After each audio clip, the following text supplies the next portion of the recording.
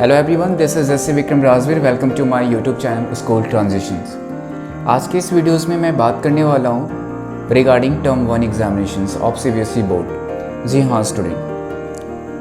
So dear students, आज के मुख्य पॉइंट जो हैं वो बातें ये हैं कि टर्म 1 एग्जामिनेशन में क्वेश्चंस आएंगे कैसे, प्रिपरेशंस कैसे करनी है उसकी, या फिर क्वेश्चंस के पैटर्न कैसे होंगे। बहुत सारे स्टूडेंट्स के जहन में ये बातें आ रही होंगी, सवाल होंगे कि एग्जामिनेशंस के क्वेश्चन पेपर कहाँ से आएंगे, बोर्ड एग्जामिनेशंस क्वेश्चन पेपर भेजेगी या फिर स्कूल को जनरेट करेगी। एग्जामिनेशंस क्या स्कूल में ही देने होंगे या फिर सेंटर पे जाके देने होंगे। इन द सेंस कहने का मतलब दूसरे स्कूल में जाकर देने होंगे। क्या ऐसा है? क्या ऑब्जर्वर होंगे, कोऑर्डिनेटर होंगे?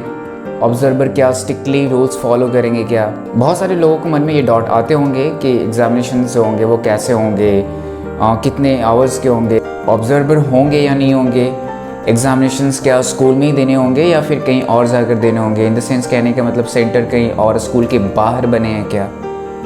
तो ये सारे क्वेरीज आपके मन में आ रहे होंगे। इवन ये भी क्वेरीज आ रहे होंगे मन में कि क्वेश्चंस क्या है, स्कूल्स खुद से बना के देगी या फिर स्कूल्स को बोर्ड क्वेश्चन देंगे, या फिर क्वेश्चंस ऑनलाइन होंगे या ऑफलाइन होंगे। बहुत सारे डाउट आपके मन में होंगे। तो यही डाउट को मैं दूर करने के लिए आज के इस वीडियोज़ में आया हूँ।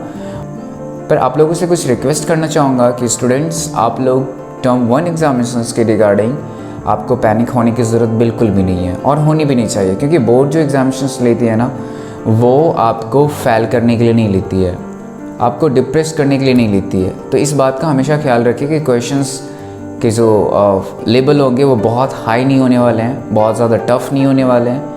तो इस बात का तो हमेशा ध्यान में रखिए कि सीबीएसई बोर्ड जो है, बोर्ड यानी जो एग्जामिनेशंस आपके लेंगे, जो एग्जामिनेशंस आपके कंडक्ट करवाते हैं, वो कभी भी आपके दुश्मन नहीं हो सकते हैं। ये बात का हमेशा ख्याल रखना है आपको। तो यहाँ पे जो बातें मेन निकल के आएंगे, उन सबसे क्रक्स ऑफ द मैटर की अगर बात करूँ तो बातें ये होनी चाहिए कि आपके पास टाइम है, अभी एग्जामिनेशन में भी टाइम है, और इन टाइम में आप बहुत कुछ इम्प्रूवमेंट खुद में कर सकते हो। आपके पास वक्त है और ज़रूरत यहाँ पे है कि आपको स्ट्रेटजिकली अपने आप को इस तरीके से प्रिपेयर करना है कि उस एग्जामिनेशंस को आप अच्छे से टैकल कर पाओ। तो आपके पास वक्त है, तो पैनिक होने की ज़रूरत बिल्कुल भी नहीं है। रैदर देन कि बहुत सारे स्टूडेंट्स ये होते हैं कि लाइक एग्जामिनेशंस का नाम सुनते हैं और फिर डिप्रेस्ड हो जाते हैं कि एग्जामिनेशन आने वाला है, अब क्या करना है, ये वो दिस दैट ब्ला ब्ला ब्ला। तो आपको यहाँ पे वो सारी बातें जहन में नहीं लाना है। आपके पास एग्जैक्ट टाइम है, इतनी टाइम है। अब इस एग्जामिनेशंस में परफॉर्मेंस अच्छे देने के लिए करना क्या है, आपको ये बातें पे ध्यान रखनी चाहिए, ठीक है। तो इन सब बातों में अगर बात करो तो यहाँ पे बातें ये निकल के आती है कि एग्जामिनेशंस को लेकर पैनिक नहीं होना है। आपके पास 1 मंथ्स हैं और इस 1 मंथ्स में आप बहुत सारी चीज़ें अपने आप को इम्प्रूव कर सकते हैं, जो चीज़ें आपने अभी तक नहीं किया है। और ये इम्प्रूवमेंट मैं रिगार्डिंग टर्म 1 एग्जामिनेशंस की बात कर रहा हूँ, और ये कर सकते हो। सो आपके पास टाइम है और बेहद अच्छे तरीके से आप प्रिपरेशंस कर सकते हो। सो मैं वीडियोज़ में बताने वाला हूँ कि टर्म 1 में क्या क्या, किन किन बातों को आपको ख्याल रखना है, किन किन बातों पे, किन किन मुद्दों पे आपको गौर करना है। तो इन सारी बातों को मैं इस वीडियोज़ में बताने वाला हूँ। तो आइए मैं चलता हूँ आपके वीडियोज़ के नेक्स्ट सेगमेंट में और वहाँ पे मैं आपसे मिलता हूँ। सो डियर स्टूडेंट, जैसा कि आप सबों को पता है कि आपके जो एग्जामिनेशन होने वाले हैं वो 2 टर्म में होने वाले हैं। और जो अगर एकेडमिक सेशंस की बात करूँ, यानी 2021 to 22 वाले सेशंस की बात करूँ, तो यहाँ पे जो एग्जामिनेशंस होने वाले हैं वो 2 टर्म में एग्जामिनेशन होने वाले हैं। और बहुत ही कॉमन सी बातें हैं और ये आप सबों को जानना चाहिए।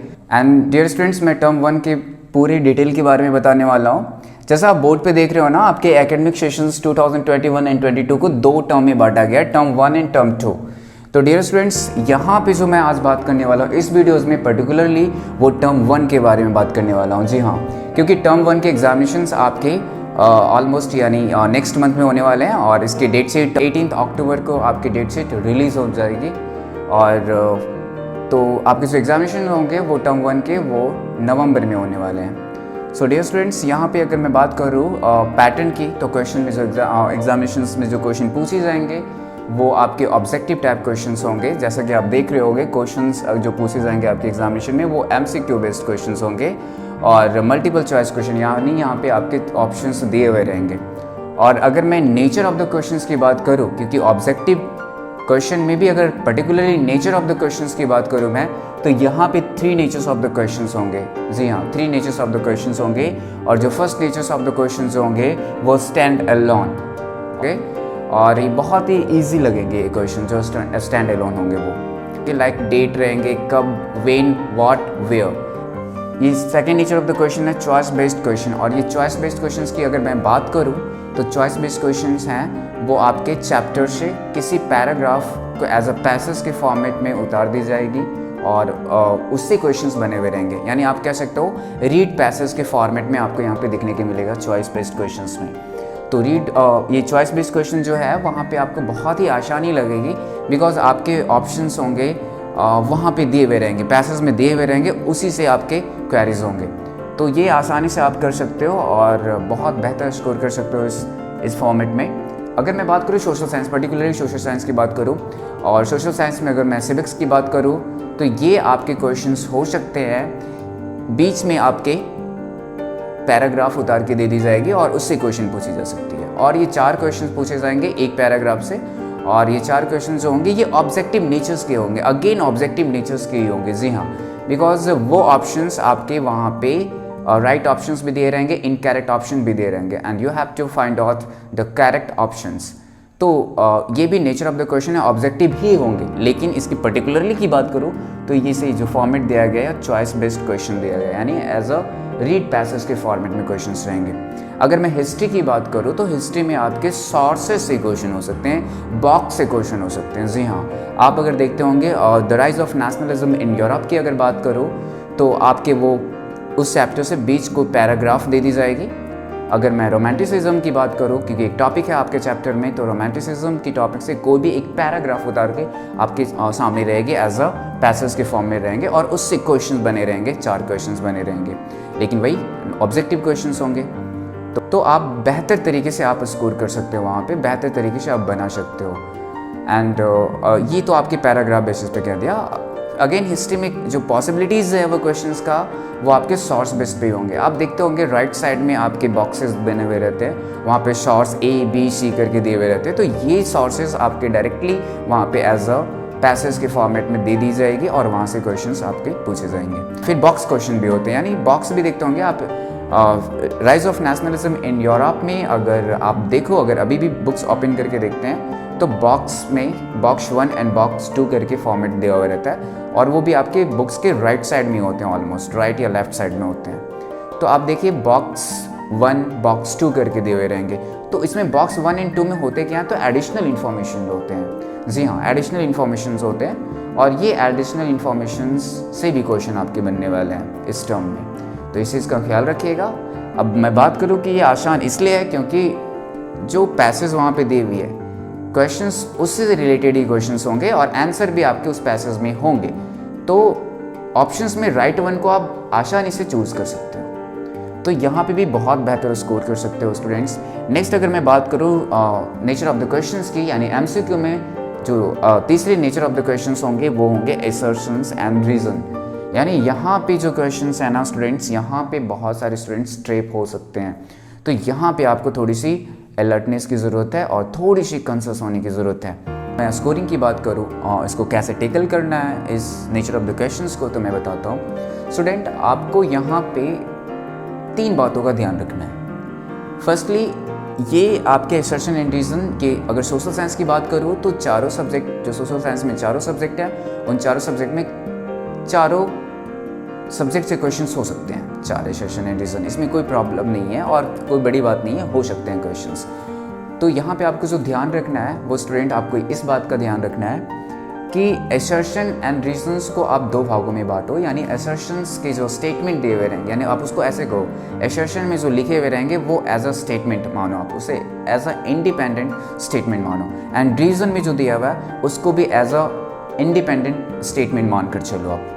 तो आपके पास 2 स्टेटमेंट हो जाएंगे, एक असर्शन वाले स्टेटमेंट और रीजन वाले स्टेटमेंट। तो यहाँ पे आपको जो ध्यान में रखना है, सबसे पहले जो क्वेश्चंस खुद से करना है वो ये करना है कि असर्शंस क्या करेक्ट है या रॉन्ग है। यानी असर्शन में जो स्टेटमेंट दिए हुए वो करेक्ट है या रॉन्ग है। अगर करेक्ट रहेंगे तो आपकी मेहनत यहाँ पे थोड़ा सा बढ़ जाएगी। कोशिश कीजिए कि जो क्वेश्चंस हों वहाँ पे सबसे पहला ऑप्शंस इनकरेक्ट रहे, तो यहाँ से आपकी बर्डन जो है ना बहुत ही कम हो जाती है और बेहतर तरीके से आंसर आप वहीं पे कर देते हो।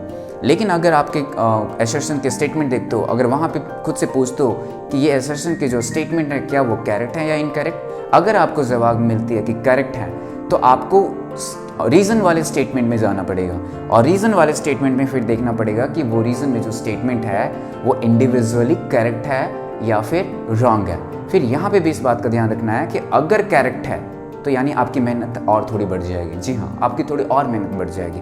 अगर यहाँ पे इनकरेक्ट जवाब मिल जाती है कि रीज़न की जो स्टेटमेंट है वो इनकरेक्ट है, तो आप फिर यहाँ पे भी बहुत आसानी से सॉल्व कर लोगे। लेकिन अगर आपके असर्शंस के स्टेटमेंट मिल गया कि करेक्ट है एंड रीज़न के भी स्टेटमेंट मिल गया करेक्ट है, तो फिर आपको तीसरे क्वेश्चन पे जाना है। और वो तीसरा क्वेश्चन ये है, क्या रीज़न जो है वो करेक्ट एक्सप्लेनेशन दिया हुआ है असर्शंस का? अगर दिया हुआ है तो फिर यहाँ पे भी आप फिर आसानी से आंसर सॉल्व कर लोगे।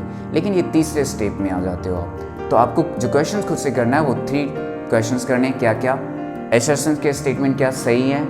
अगर सही है तो आपको रीज़न के स्टेटमेंट देखने होंगे। अगर रीज़न के स्टेटमेंट सही हैं इंडिपेंडेंटली, अगर सही है, या फिर पहले ये देखना अगर सही है तो फिर आपको देखना है क्या रीज़न के जो स्टेटमेंट है वो करेक्ट एक्सप्लेनेशन ए का है यानी असर्शन का है। अगर है तो फिर ऑप्शंस आपके ए होंगे, ऑप्शंस ए में होंगे स्टूडेंट्स। तो इस तरीके से आपको ध्यान में रखना है। तो इन 3 तरीके से क्वेश्चंस खुद को आपको फाइंड आउट करना है, तभी जाकर ये क्वेश्चंस को आप सॉल्व कर सकते हो। ट्रिक्स अपने आप में लागू करोगे तो फिर बेहतर तरीके से इसमें भी स्कोर कर लोगे स्टूडेंट्स। तो इन 3 बातों का ध्यान रखना है, और अगर ऐसा करते हो तो बहुत ही बेहतर स्कोर कर सकते हो। तो पैनिक होने की ज़रूरत नहीं है। स्पेशल सोशल साइंस की अगर बात करूँ तो बिल्कुल पैनिक होने की ज़रूरत नहीं है। आप फैक्चुअल और थॉरोली स्टडी कीजिए, अभी भी आपके पास टाइम है और आप कर सकते हो, और फिर आप स्कोर भी बेहतर करोगे। अब मैं बात करूँ टर्म 1 की बात करूँ तो टर्म 1 के जो एग्जामिनेशंस होंगे उसके ड्यूरेशंस कितने होंगे? तो 90 मिनट्स के ड्यूरेशंस होंगे। जी हाँ, कितने मिनट्स के होंगे? 90 मिनट्स के होंगे। अगर मैं बात करूँ कि इस 90 मिनट्स के अलावा भी कुछ टाइम मिलेंगे आपको क्या? मैं अगर बात करूँ तो जी हाँ, आपको टाइम्स मिलेंगे, और ये जो टाइम होंगे आपके 15 to 20 मिनट्स होंगे। जी हाँ, अब ये 15 to 20 मिनट्स जो होंगे वो आप OMR भरने में टाइम लगेंगे। आप ये उस 90 मिनट्स के अलावा आपके पास टाइम मिलेंगे 20 मिनट्स। तो इस चीज़ों का आप ख्याल रखना है, तो पैनिक होने की ज़रूरत नहीं है। रिमेनिंग जो 90 मिनट्स होंगे वो 90 मिनट्स आपके क्वेश्चन सॉल्व करने पे ही ध्यान देना है। ओके, नेक्स्ट अगर बात करो एग्ज़ाम सेंटर, एग्ज़ाम सेंटर कहाँ होंगे आपके स्कूल के? तो आपके स्कूल के जो एग्जामिनेशन सेंटर होंगे वो आपके अपने स्कूल में ही होंगे।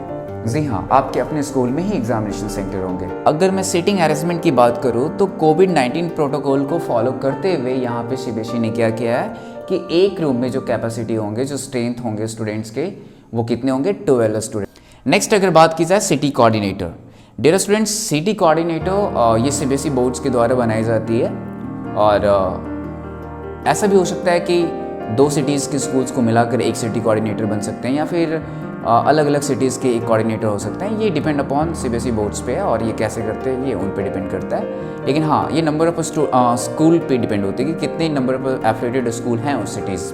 ओके, तो अगर मैं पर्टिकुलर जिस रीजन से मैं बिलोंग करता हूँ, तो अगर मैं उस रीज़न की बात करूँ तो सिटी कोऑर्डिनेटर तो होंगे। इस एग्जामिनेशन में सिटी कोऑर्डिनेटर के भी रोल बहुत ही अहम होने वाला है। और ये सिटी कोऑर्डिनेटर जो, अगर मैं बात करूँ नालंदा डिस्ट्रिक्ट की बात करूँ यहाँ पे, तो अगर मैं सिटी कोऑर्डिनेटर की बात करूँ तो सिटी कोऑर्डिनेटर जो होंगे यहाँ के होंगे वो आपके होंगे श्री अरविंद कुमार सिंह होंगे, और ये RPS ग्रुप ऑफ स्कूल्स के डायरेक्टर हैं, और इनका नाम है श्री अरविंद कुमार सिंह, और यही सिटी कोऑर्डिनेटर होंगे, और होंगे नहीं हैं भी सिटी कोऑर्डिनेटर ये। तो ये सिटी कोऑर्डिनेटर जो हैं डायरेक्टर ऑफ RPS स्कूल्स, यानी RPS स्कूल्स ऑफ ग्रुप जो है उनके डायरेक्टर हैं ये। सिटी कोऑर्डिनेटर की बात करूँ तो इनके अंडर जो है वो आपके 3 शहर के स्कूल्स आते हैं, नवादा डिस्ट्रिक्ट के, Nalanda district and Sheikhpura district के। तो इनके जो कोऑर्डिनेटर होंगे वो अरविंद कुमार सिंह होंगे, यानी RPS स्कूल्स के डायरेक्टर होंगे। अब इनका काम क्या है? तो इनका काम है टू अपॉइंट ऑब्जर्वर। जी हाँ, अब यहाँ पे बात करूँ नेक्स्ट है जो ऑब्जर्वर। आपके मन में अगर ये बातें उठ रहे होंगे कि ऑब्जर्वर कितने रहेंगे एक स्कूल में, तो मैं बता दूं कि ऑब्जर्वर जो सीबीएसई बोर्ड्स के द्वारा जो गाइडलाइंस जो नॉर्म्स जारी की गई उसके अकॉर्डिंग जो ऑब्जर्वर्स होंगे यानी 500 स्टूडेंट्स पे एक ऑब्जर्वर होंगे। जी हाँ, 500 स्टूडेंट्स की कैपेसिटी अगर होंगे तो वहाँ पे एक ऑब्जर्वर होंगे। तो अगर एक ऑब्जर्वर की बात करूँ तो क्या वो ऑब्जर्वर इंडिपेंडेंटली होंगे या फिर आपके स्कूल के ही होंगे? तो मैं बता दूँ, जहाँ तक मैं इन चीज़ों के बारे में जानकारी उपलब्ध किया हूँ, तो जो ऑब्जर्वर होंगे वो एक इंडिपेंडेंट होंगे, वो आपके स्कूल से रिलेटेड नहीं होंगे। ओके, और ये ऑब्जर्वर को जो अपॉइंट करेंगे वो सिटी कोऑर्डिनेटर करेंगे। और आपके सिटी कोऑर्डिनेटर कौन है? तो यहाँ पे देख रहे हो श्री अरविंद कुमार सिंह, तो ये ऑब्जर्वर अपॉइंट करेंगे। ओके, अब बात की जाए कितने स्टूडेंट्स पे ऑब्जर्वर होंगे, तो 500 स्टूडेंट्स पे एक ऑब्जर्वर होंगे। जी हाँ, अगर 500 स्टूडेंट्स से कैपेसिटी ज़्यादा, अगर किसी स्कूल की स्ट्रेंथ कैपेसिटी है 10 स्टूडेंट्स वालों का 500 से ज़्यादा, तो वहाँ पे एक ऑब्जर्वर की जगह पे 2 ऑब्जर्वर होंगे। ओके, तो आपको यहाँ पे ध्यान रखना है कि कितने ऑब्जर्वर होंगे। 500 स्टूडेंट्स होंगे तो एक ऑब्जर्वर, और 500 स्टूडेंट्स से ज़्यादा होंगे तो 2 ऑब्जर्वर होंगे। और ये ऑब्जर्वर्स को कौन डेजिग्नेट करेंगे? तो सिटी कोऑर्डिनेटर करेंगे। और इन ऑब्जर्वर का काम क्या होगा? तो इन ऑब्जर्वर का काम होगा free and fair examinations conduct हो सके, क्योंकि ऐसा होता है कि स्कूल्स अपनी तरीके से मनमानी कर सकती है। तो यहाँ पे observer as a will act as an umpire के रूप में आप कर सकते हो यहाँ पे। ठीक है, अब बात की जाती है कि जो क्वेश्चंस होंगे, क्या क्वेश्चन स्कूल्स खुद बना के देगी? तो मैं बता देता हूँ, क्वेश्चन स्कूल बिल्कुल बना के नहीं देगी। जी हाँ, सीबीएसई बोर्ड जो है वही क्वेश्चंस स्कूल्स को देंगे। अगर बात की जाए ये क्वेश्चंस कैसे होंगे, तो क्वेश्चंस इनक्रिप्टेड क्वेश्चंस होंगे। याद रखना, इनक्रिप्टेड यानी आप कह सकते हो, इनक्रिप्टेड की अगर मैं बात करूँ कि इनक्रिप्टेड का मतलब होता क्या है एग्जैक्टली, तो आप ये कह सकते हो कि यहाँ पे क्वेश्चंस को कोई टैम्पर नहीं कर सकते हैं, या फिर कह सकते हो कि अनऑथोराइज्ड पीपल लोग इस क्वेश्चंस को एक्सेस नहीं कर सकते हैं। इसीलिए यहाँ पे स्पेशल जो वर्ड यूज़ किया गया, encrypted questions paper will send to school in login IDs in morning, यानी सुबह में स्कूल्स को प्रोवाइड कर दी जाएगी क्वेश्चंस। ओके, लेकिन यहाँ पे सर्टेन नॉर्म्स को फॉलो करते हुए इनक्रिप्टेड क्वेश्चंस, यानी क्वेश्चंस को अनएक्सेस को यानी क्वेश्चंस को अनऑथोराइज्ड पीपल एक्सेस नहीं कर सकते हैं, अनटाइमली नहीं कर सकते हैं, कोई भी टैम्पर नहीं कर सकते हैं। इन बातों का ख्याल रखना। इनक्रिप्टेड जब भी बात आ जाती है तो आप समझ जाना 3 बातों का, कि अनऑथोराइज्ड एक्सेस क्वेश्चन नहीं करेंगे, अनऑथोराइज्ड पीपल एक्सेस क्वेश्चन नहीं करेंगे, टेम्पर नहीं कर सकते हैं क्वेश्चंस, अनटाइमली क्वेश्चंस को मिसयूज नहीं कर सकते हैं। ओके, तो इस बात को आप ख्याल रखना है। तो डियर स्टूडेंट्स, ये रहा कुछ ज़रूरी इन्फॉर्मेशंस रिगार्डिंग टर्म 1। फिर मिलते हैं नेक्स्ट वीडियोज़ में। नेक्स्ट वीडियोज़ में जो बातें होंगी रिगार्डिंग टर्म 2 एग्जामिनेशंस की रिगार्डिंग बातें होंगी, और वो जो क्वेश्चंस की जो पैटर्न होंगे, जो नेचर्स होंगे, ड्यूरेशंस होंगे, वो नेक्स्ट वीडियोस में मैं डिस्कस करने वाला हूँ। अगर मैं थोड़ी सी सुपरफिशियल इन्फॉर्मेशन बता दूँ तो क्वेश्चंस जो टर्म 2 में जो एग्जामिनेशंस होंगे वो आपके सब्जेक्टिव क्वेश्चंस होंगे। सो डियर स्टूडेंट्स, फिर मिलते हैं नेक्स्ट वीडियोज़ में। तब तक के लिए नमस्कार, आदाब, सत श्री अकाल, गुड बाय।